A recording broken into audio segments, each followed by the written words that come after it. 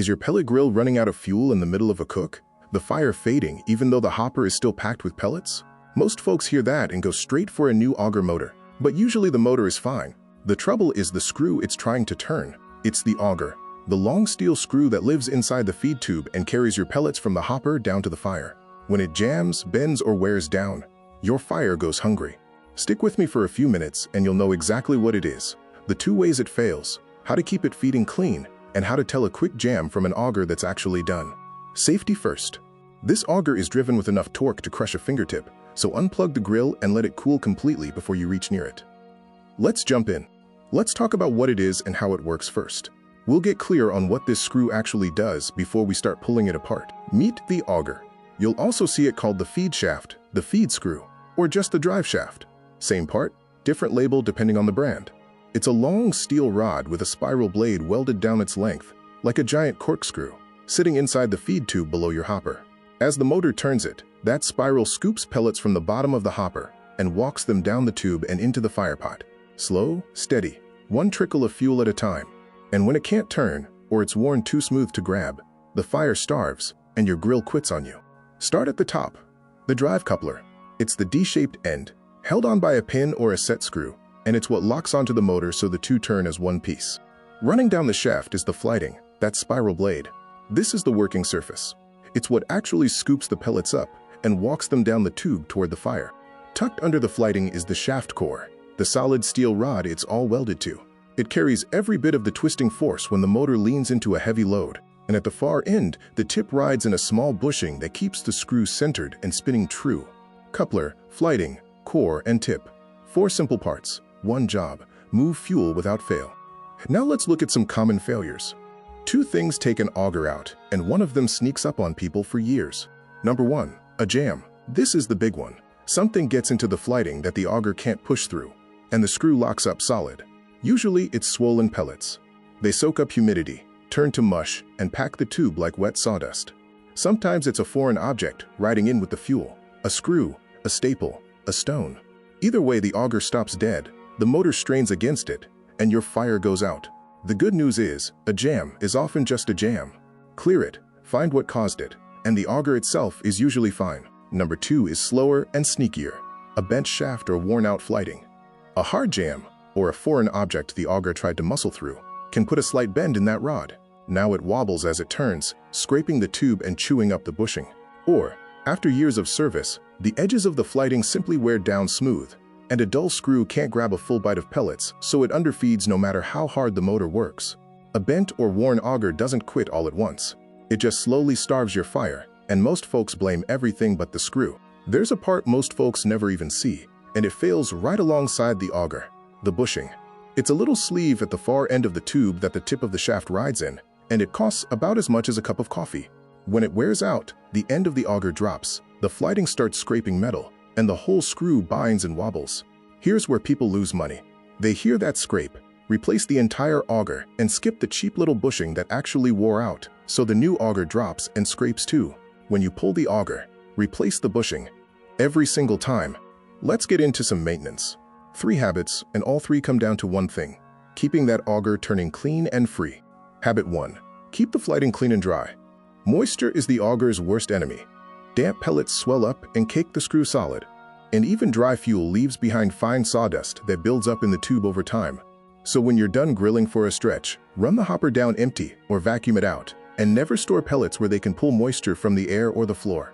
2 minutes keeping the fuel dry and the tube clean saves you a jam down the road. Clean screw, happy fire. Habit 2. A couple times a season, check the 2 ends of the auger. Down at the far end, give the bushing a wiggle. If the shaft has any real play or you feel grit, it's time for a fresh one, and you already know that's a cheap part. Up top, make sure the coupler bolt or set screw that ties the auger to the motor is snug. Grill vibration works it loose, and a loose coupler rounds off that D-shaped end until the motor just spins without driving the screw. 2 minutes with a hex key, and that's the whole job. Habit 3. Watch what goes into the hopper. The fastest way to bend an auger or lock it up is a foreign object hitching a ride in with your pellets. A stray screw, a staple off the bag, even a little stone. So buy quality fuel, keep the bag sealed and up off the ground, and if you ever spot debris, pour your pellets through your hand or a screen before they go in.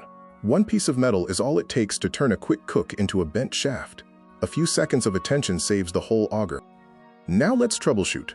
We'll walk 3 symptoms, cheapest fix first, so you don't replace a part that was never broken. First symptom: the grill just won't hold temperature, or it slowly slides low even though the auger is turning. Before you touch the auger, rule out the free stuff.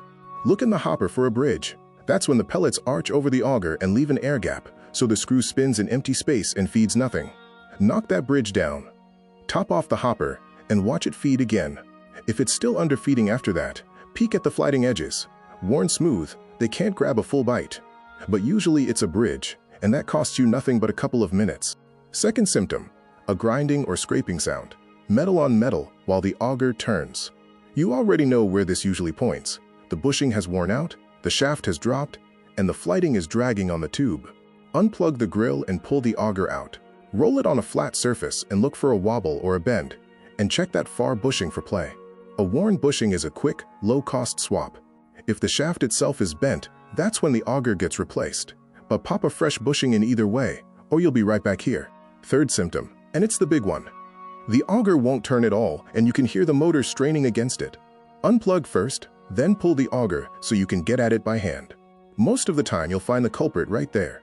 Swollen pellets packed in solid, or a foreign object wedged in the flighting. Clear it out, work out how it got in there, and you're usually back in business. But if the screw is visibly bent or the flighting's torn up, it's done. Replace it, and clear that jam fast, because every second the auger is stuck, the motor behind it is cooking itself. Finally, let's hit some FAQs, a few questions we get all the time about augers. Question 1. How do I know if my auger is actually bad or just jammed? Easy test.